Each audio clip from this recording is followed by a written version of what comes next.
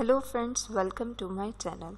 Friends, अपनी इस video को स्टार्ट करने से पहले मैं नए आने वाले यूज़र से ये रिक्वेस्ट करूँगी कि वो हमारे चैनल को सब्सक्राइब करके जल्दी से बेल आइकन के बटन को प्रेस कर दें।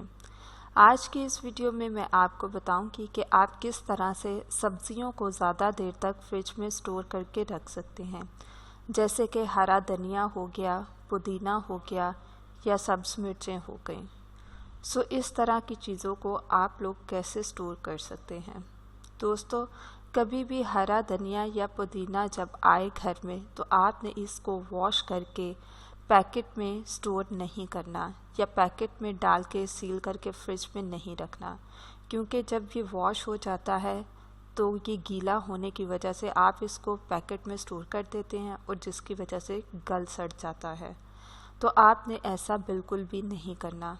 जब भी पुदीना या हरा धनिया आप लोग बाहर से लेकर आएँ तो आपने इसको बिना वॉश किए इसको आपने ब्राउन पेपर में लपेट के रख लेना है और आपने इसको फ्रिज में रख देना है। जब भी आप देखेंगे 1 हफ्ते बाद या 3 दिन के बाद या 4 दिन के बाद, तो आप देखेंगे कि आपका हरा धनिया और पुदीना बिल्कुल वैसे का वैसा ही होगा, फ्रेश।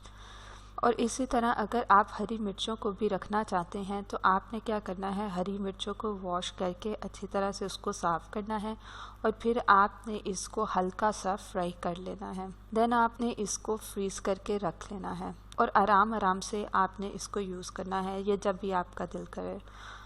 तो ये कभी भी आपकी चीज़ें ख़राब नहीं होंगी। दोस्तों, ये बेनिफिट्स और टिप्स दूसरों को भी बताएं जिनको इनकी ज़रूरत है। ये थे बेनिफिट्स और टिप्स। मज़ीद वीडियोस के लिए हमारे चैनल को सब्सक्राइब करके जल्दी से आप लोग बेल आइकन के बटन को प्रेस कर दें।